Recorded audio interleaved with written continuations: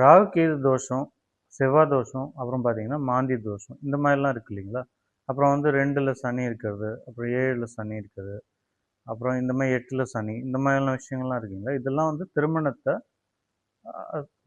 தடை கொடுக்கும், தாமதப்படுத்தும் இந்த மாதிரியான விஷயங்கள்லாம் இருக்கு இல்லைங்களா?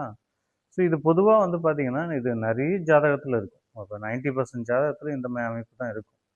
ஓகேங்களா? அப்போனா அப்போ எல்லாருமே கல்யாணம் ஆகாம இருக்காங்க இல்லை இல்லையா? ஸோ அதை எப்படி ஹேண்டில் பண்ணுறது அப்படின்னு பார்த்தீங்கன்னா, உங்களுக்கு அந்த கல்யாண காலகட்டத்தில் இப்போ இந்த 2லேயோ இல்லை 7 இருக்கிற கிரகத்தோட திசை, அதாவது பாவகிரகம், நம்ம மேற்சொன்ன பாவகிரகங்களோட திசை வராமல் இருக்கான்னு பார்க்கணும். இல்லைன்னா கல்யாணம் ஆட உடனே அதோட புத்தி வராமல் இருக்கும். அட்லீஸ்ட் ஒரு இப்போ பெரிய தசை நடக்குதுன்னு வச்சுங்களேன், சுக்கிர தசை, அப்போ சனி புத்தி வருது அப்படின்னா அது ஒரு கிட்டத்தட்ட ஒரு 2 இயர்ஸ் கிட்ட, 2 இயர்ஸ் 2.5 இயர்ஸ் கிட்ட நடக்கும் இல்லைங்களா? ஸோ அந்த காலகட்டத்தில் பார்த்தீங்கன்னா அதை மட்டும் அப்போ மட்டும் அவாய்ட் பண்ணிங்க. மற்ற நேரத்தில் நீங்கள் ப்ரொசீட் பண்ணிட்டு போயிட்டே இருக்கலாம்.